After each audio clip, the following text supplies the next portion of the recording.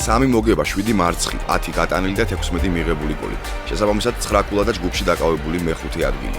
ამ შედეგი დაასრულა საქართველოს ნაკრებმა ევროშესარჩევის საკვალიფიკაციო ეტაპი.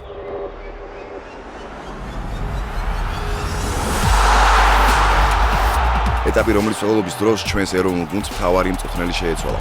კახა ცხადაძის ხელში ჯვაროსნები აშკარად შემტევ ფეხბურთზე არიან ორიენტირებულები, რამაც ბოლო შეხვედრებში შედეგიც გამოიღო. 3 დღის ინტერვალში საქართველოს ნაკრებმა 2 მატჩი ჩაატარა. 8 ოქტომბერს დინამო არენაზე გამართულ თამაშში გულშემატკივარი გიბრალტარის წინააღმდეგ რაც შეიძლება დიდი ანგარიშით გამარჯვებას ითხოვდა. ეს ყველაფერი სისრულეში პირველივე ტაიმში მოვიყვანეთ, როდესაც ბოლო 15 წუთში 3 უპასუხო ბურთი გაუტარეთ მეტოქეს. დუბლი მათე ვაწაძემ შეასრულა, ერთი გოლი კი თორნიკე ოქრიაშვილმა პენალტის ნიშნულიდან შეაგდო. მეორე ტაიმში ქართველი ფეხბურთელები შედარებით დამშვიდნენ და ქვეცნობიერად 11 ოქტომბერს ჩასატარებელ თამაშზე გადაერთნენ. ლაიფციგში მსოფლიოს მოქმედი ჩემპიონი გერმანიის ნაკრები გველოდებოდა. გიბრალტარის განადგურებას კი წერტილი 97 წუთზე ვაკო ყაზაიშვილმა დაუსვა.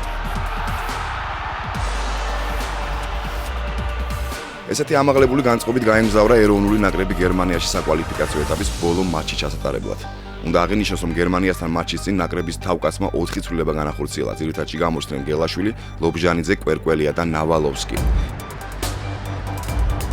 გიბრალტარისგან განსხვავებით გულშემატკივარი გერმანიასთან მოგებას ვერ დაგეგმავდა. საერთო განწყობა ასეთი იყო, მთავარია ქართველებმა გამართული და სწორი ფეხბურთი ითამაშონ. გუნდეს ნაკრებთან დაუმარცხდით, თუმცა ფორტუნა ჩვენს მხარეზე რომ ყოფილიყო და რომ არა მანუელ ნოიერი საქართველოს ნაკრები ლაიფციგიდან ალბათ 1 ქულას წამოიღებდა.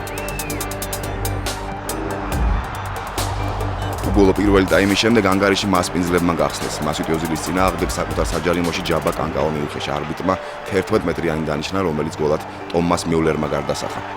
საქართველოს ნაკრების კაპიტანმა რამდენიმე წუთით ადრე დაშვებული შეცდომა სრულად დაანაზღაურა და ულამაზესი დარტყმით წონასწორობა აღადგინა.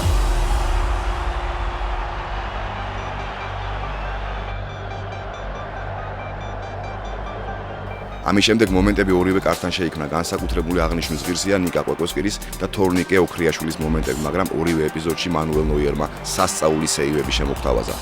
73 წუთზე შეცვლაზე შესულმა მაქს კრუზემ იოზილისგან შესანიშნავი პასი მიიღო. ლოსკურის ფორვარდმა ერთი შეხებით შანსი არ დაუტოვა ნუკრირევიშვილს.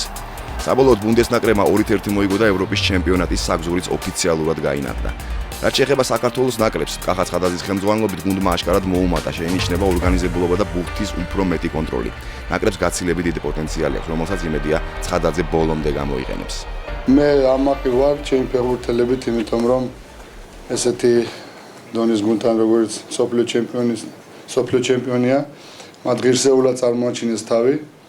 ამდენი საგოლე სიტუაცია მე მგონი მთელი შესარჩევის მანძილზე არავის გაუკეთებია გერმანიისთვის. ჩემთვის მთავარი იყო, რომ ჩვენ პირველი თამაშის შემდეგ, რომელიც თბილისში წავაგეთ 0-2, დაგვინახა დღევანდელი დღეს ჩვენი თავი, თუ სად ვიმყოფებით, რა მდგომარეობაში ვარ და სწორი მიმართულებით მუშაობ თუ არა. საკურველებმა ჰქონდათ უპირატესობა ამ მთლიანობაში, მე ვიტყვი, რომ ძალიან კმაყოფილები ვართ, პირადად მეც და დარწმუნებული ვარ ყველა ქართველი გულშემატკივარი, იმიტომ რომ გუნდმა ნამდვილად არ დაუთმო ბევრ ეპიზოდებში, მომენტებიც ჰქონდა, საგოლე მომენტები ძალიან რამოდენიმე 100%-იანი მეორე ტაიმში განსაკუთრებით და ასე რომ გვაძლევს იმის საფუძველს, რომ შემდეგ შესარჩევში უფრო ჩამოყალიბებულად, უფრო დაკომპლექტებული გუნდი და უფრო წარმატებაზე ორიენტირებული გუნდი გყავდეს. ისწავლად ვითამაშეთ, ვიბრძოლეთ და შეგვეძლო რომ რავი, ამ ფრეგვე თამაშა და მოგებაც შეიძლებოდა რა, ნოიერმა რავი, ძალიან კაი უთები აღვიღო.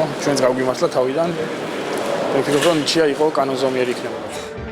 წინ 2018 წლის მუნდიალის საკვალიფიკაციო ეტაპია. მანამდე ეროვნულ ნაკრებს სავარაუდოდ არაერთი ამხანაგური მატჩი ჩატარება მოუწევს, სადაც უფრო უკეთ გამოჩნდება ჩვენი გუნდის დადებითი და უარყოფითი მხარეები.